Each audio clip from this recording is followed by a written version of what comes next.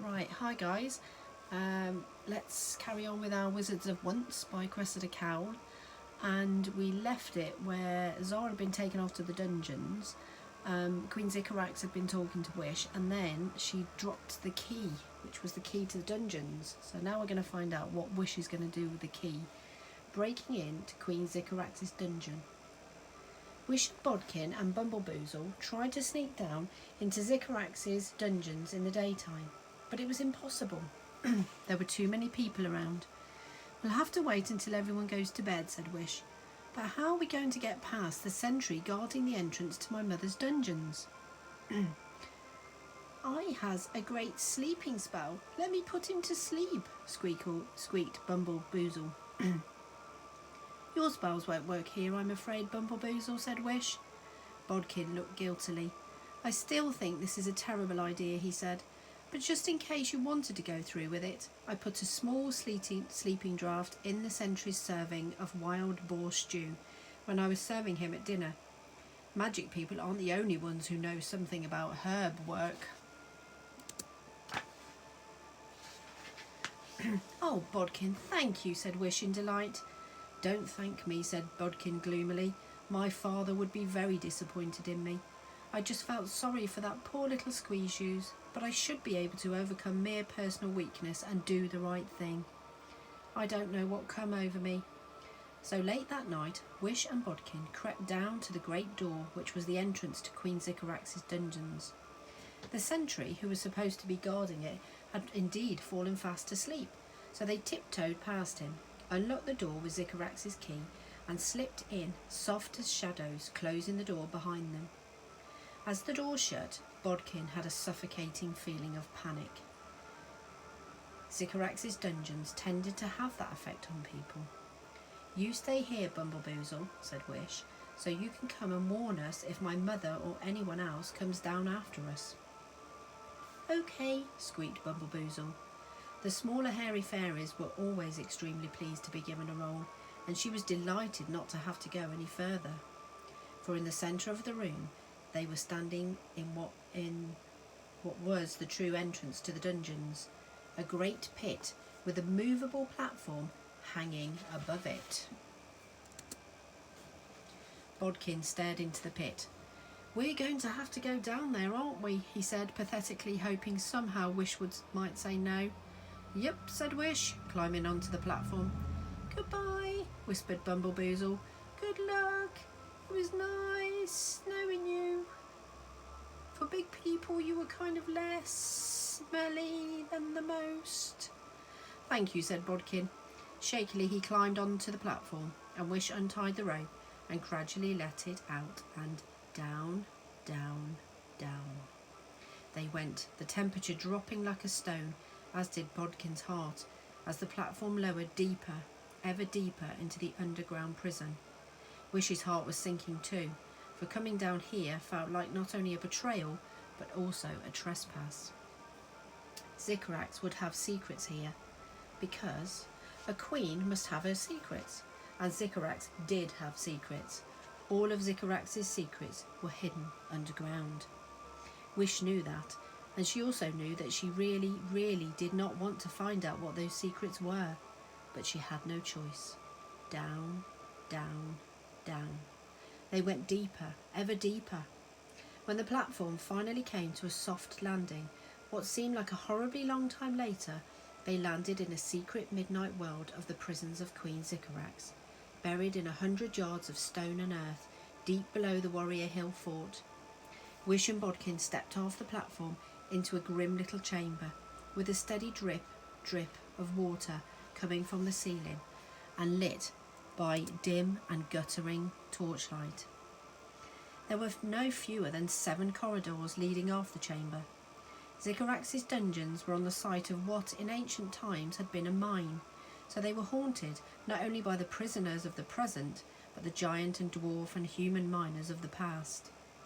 Mine had turned to prison, and the dungeons were now a great spreading maze, like a gigantic long-legged spider's web, with corridors meandering and crossing over each other in trickily confusing fashion, just like the tortuous maze of tricky Queen Sycorax's mind. Off these corridors were endless little chambers, some with prisoners in them, some with other things. But how were Bodkin and Wish to know which way to go? "And what's that noise?" whispered Bodkin. Sycorax's dungeons, as I mentioned earlier, were always filled with noise.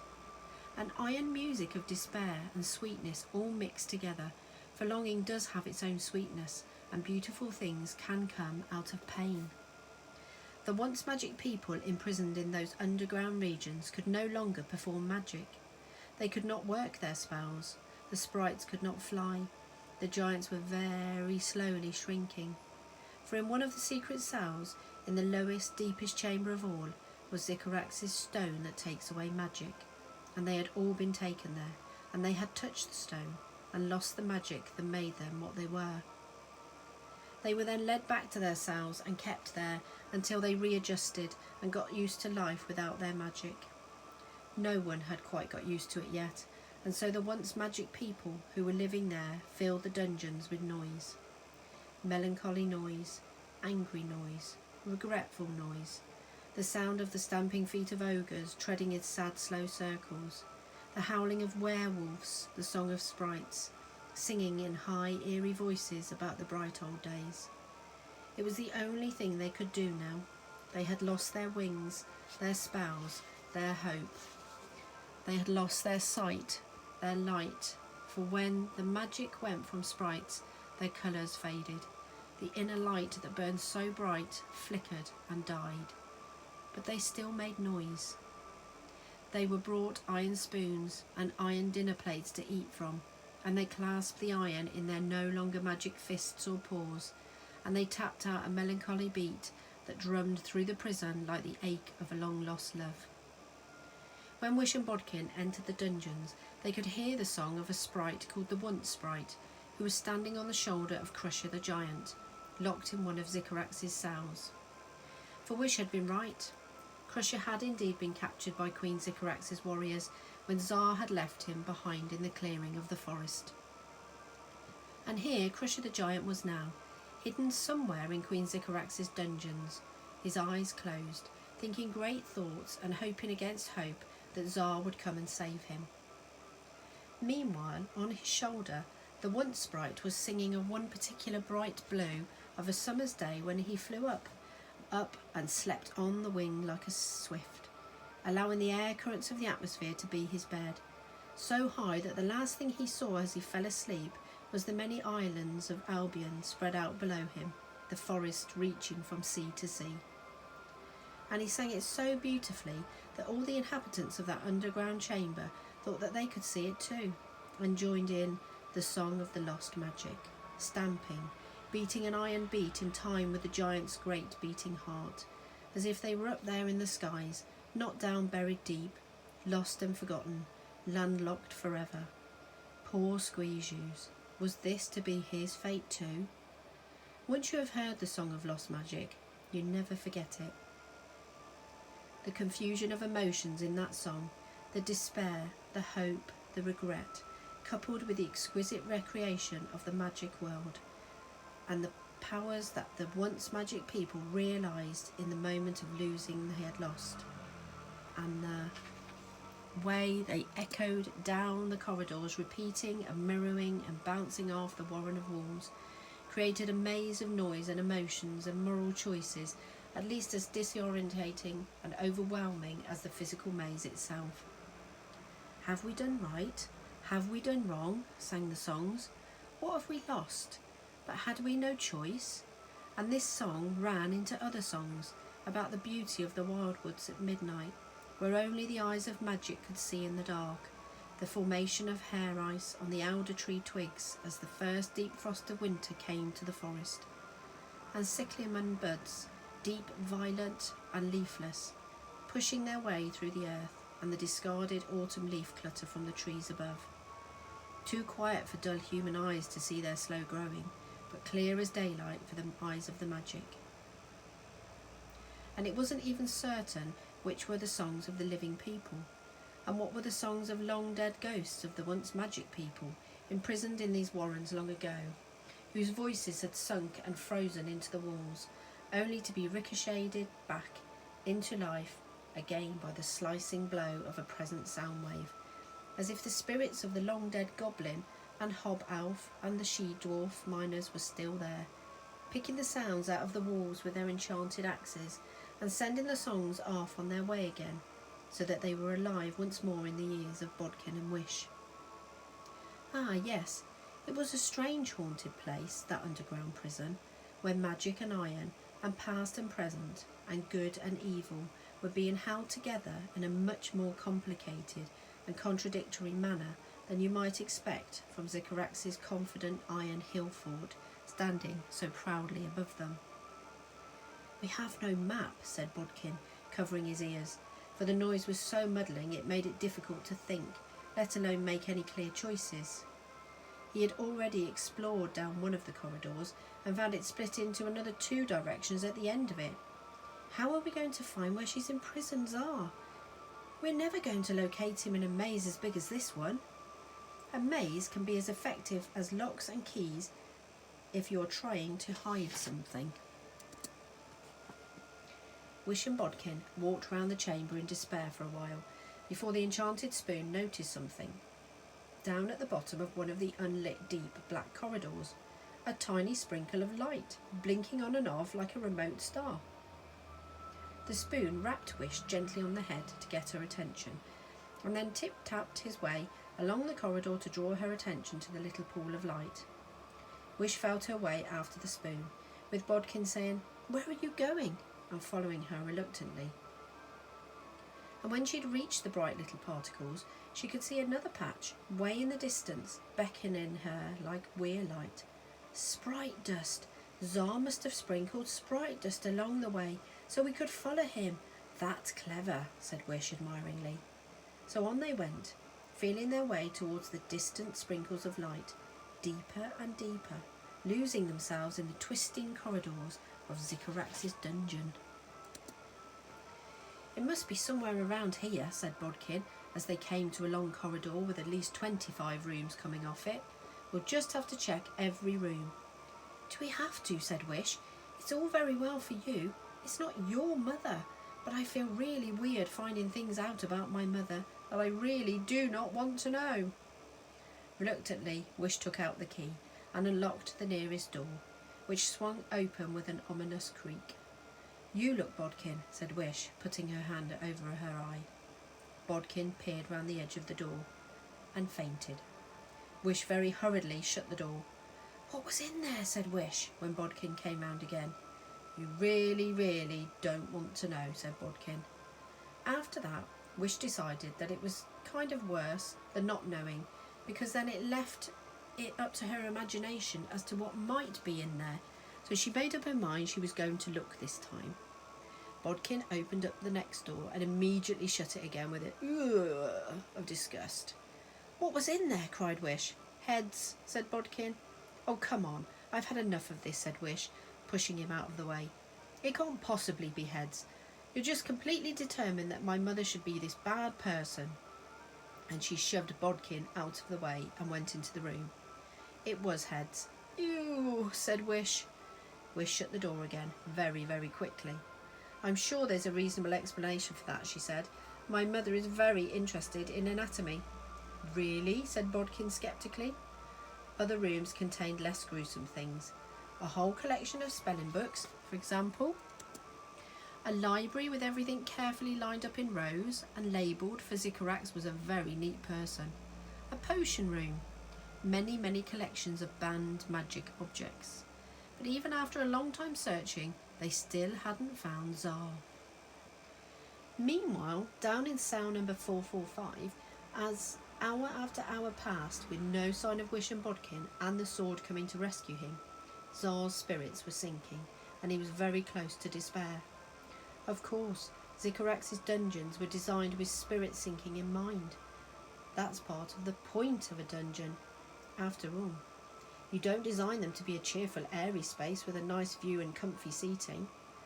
Every now and then during the day, Sycorax would visit and ask whether he had changed his mind about telling her where the sword was, and the sprites and Tsar got the opportunity to shout and hiss rude remarks about her nose, and that cheered them up a little. But then she went away again, and the dank and miserable dark prison air would sink into their bones, and the song of lost magic would depress them even further. "She's not coming, that wish," hissed Tiffenstorm, whose light was fading fast. "Stupid warrior of a girl, why would you trust her?" "She took the sword. She warned me about the Love Never Lies potion," said Tsar moodily, for he was worrying about the same thing himself. "They're too stupid to follow the sprite dust. They're too cowardly to come here anyway. They hate you. They won't be able to unlock the doors." The miserable sprites kept up a steady flow of discouraging comments, for they were desperately unhappy. You've kidnapped them. You stole their sword. You tricked them," said Ariel. "Why would they risk their lives for you? The enemy. The turnips in tin cans." "Ariel has got a point," said Caliburn gloomily. "Has Tsar been stupid to put his life in the hands of 2 enemy warriors?" "They liked Squeezeux," said Tsar. "I know they did." He looked down at Squeezeux. Squeezeux was so dark now he was nearly black, and his little heart was barely beating. He was racked with seizure after seizure, where he was overcome with such shaking and delirium that he was not himself. But now he came to his senses for a second. "What's happening to me?" whispered Squeezeux, and you could see the fear in his eyes. "Am I going to the dark side?"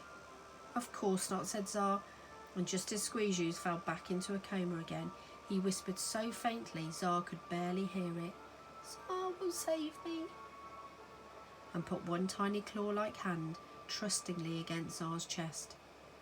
Tsar would have to give Sycorax what she wanted. At least Squeezeux would live, but then his father's magic would be in danger.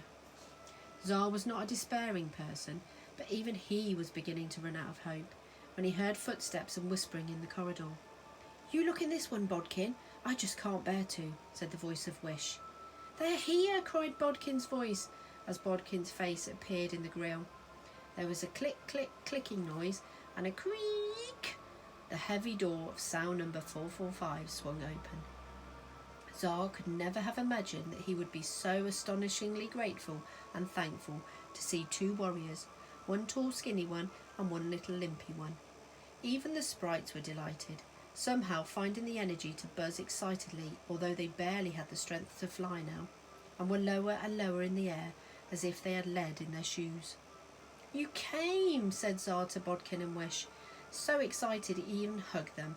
Who would ever have thought that Tsar would hug a warrior?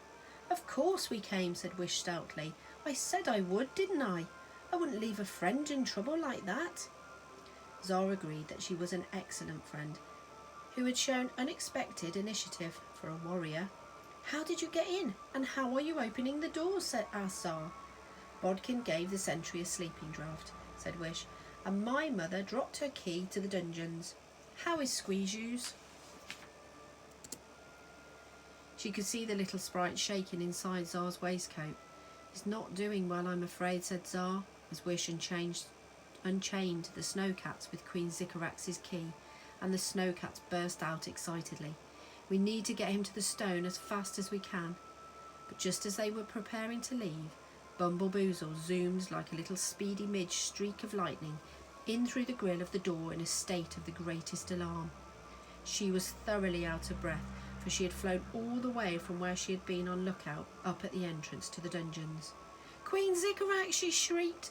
"She's coming!" Ooh, right, so I wonder what's going to happen now. Queen Sycorax is about to turn up, and Wish, Bodkin and Tsar and all the sprites are all in the dungeon. Find out tomorrow. Bye.